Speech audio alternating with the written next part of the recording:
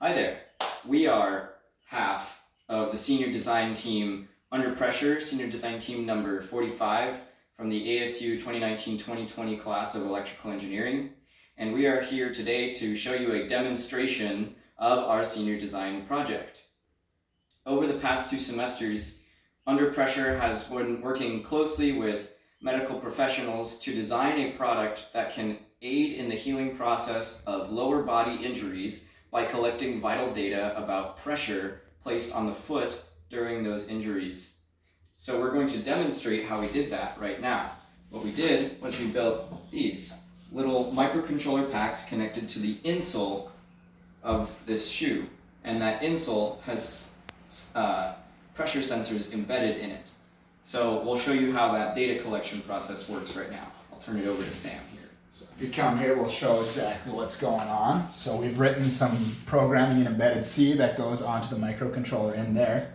And when we run it, as we do here, you will be able to see numbers that will start appearing once this runs, which might take a moment.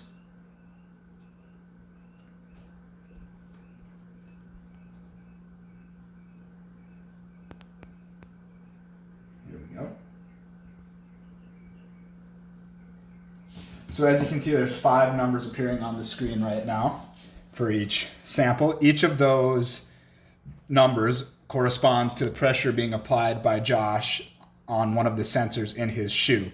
So if I move around, you will see the numbers change. As he lifts his left foot, the numbers decrease. As he comes back down, the numbers go back up.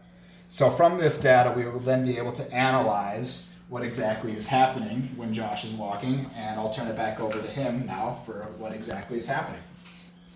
Yeah, so I can walk around like this, and we'll gather that data and store those numbers you were seeing flying across the screen into a file.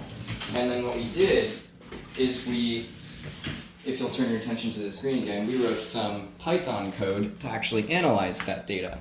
So here's a data set that we gathered earlier, and you can see, first of all, that the first thing that our analysis does is it detects the peaks in that data. So all those little red dots are detected peaks, and those are our steps. So we can count the number of steps.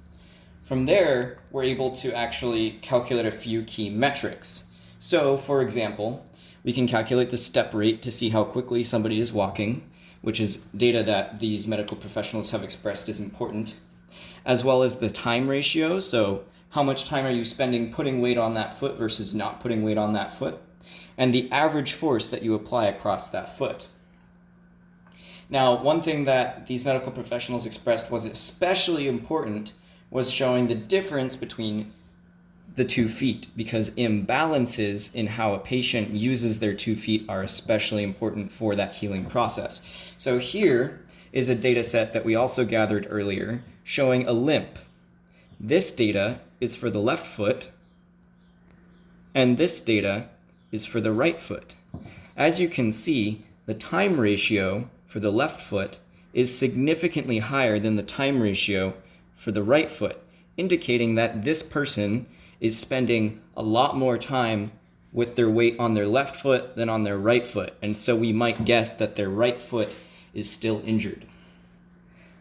Additionally, we've also written some code that actually generates an animation of the data that we have gathered. So each of those circles corresponds to a location of a pressure sensor, and the little red X that you can see is the calculated center of force. This is important because you can tell whether the patient is placing their weight disproportionately to the inside or outside of the foot, another key metric that the medical professionals that we consulted with expressed a desire for.